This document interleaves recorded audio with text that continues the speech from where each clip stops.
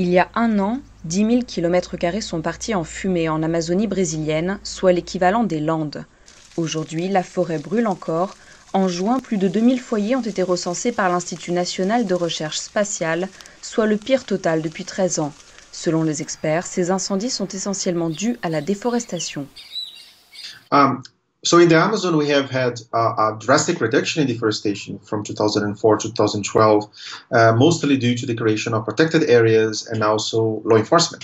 But since then, the situation has been, becoming worse and worse, and with deforestation has been going up, especially in the last year. Car depuis 2012, les gouvernements successifs n'ont rien fait pour améliorer la situation. L'actuel président brésilien a même réduit le budget des agences environnementales et limogé plusieurs hauts responsables chargés de la lutte contre la déforestation. Il a aussi autorisé l'exploitation de ressources dans des zones protégées. C'est un grand pas en avant. Maintenant, cela dépend du Congrès. Mais nous ferons face à la pression des écologistes, ces gens de l'environnement. Si je pouvais, je les confinerais en Amazonie, eux qui aiment tellement l'environnement. Une attitude qui pousse de plus en plus d'ONG et de pays à réagir. Après avoir promis une aide de 18 millions d'euros au sommet de Biarritz l'an dernier, la France a annoncé fin juillet la création d'une alliance internationale pour préserver les forêts tropicales. Des pays comme l'Allemagne, la Norvège et la Colombie en font partie.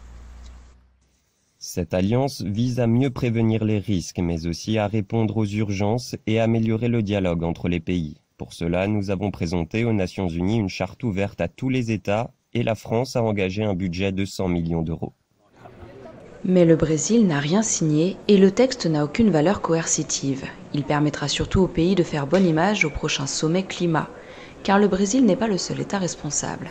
Selon une étude publiée par la revue Science début juillet, 20% des exportations de soja et de viande bovine vers l'Union européenne sont issues de déforestation illégale. The main way EU consumers end up buying products which are related to deforestation is by buying meat, even locally produced meat, because they feed into soy, and that soy is produced in places like the Amazon and in the Cerrado. Pour les membres du Conseil économique, social et environnemental, cette situation est le résultat d'un manque de mesures concrètes de l'UE depuis 30 ans. À l'échelle européenne, il y a eu des engagements, beaucoup d'engagements. Dans les accords commerciaux, il y a parfois des critères sur la question de la biodiversité, dans laquelle s'intègre la déforestation, mais ces engagements sont surtout théoriques et peu contraignants, donc on ne se donne pas les moyens d'avancer. Et avec l'accord de libre-échange qui devrait bientôt être ratifié entre les pays du Mercosur et l'UE, la situation risque d'empirer. Quand il y a de la déforestation au Brésil, la première étape est plutôt pour créer des pâturages, puis du soja. Et dans cet accord avec le Mercosur, il y est prévu d'augmenter des importations de viande bovine. Donc là, directement, on va générer de la déforestation. Les experts demandent donc aux États européens des mesures concrètes. Par exemple, nous avons proposé de conditionner les aides aux filières animales à l'engagement de ne pas utiliser de soja importé.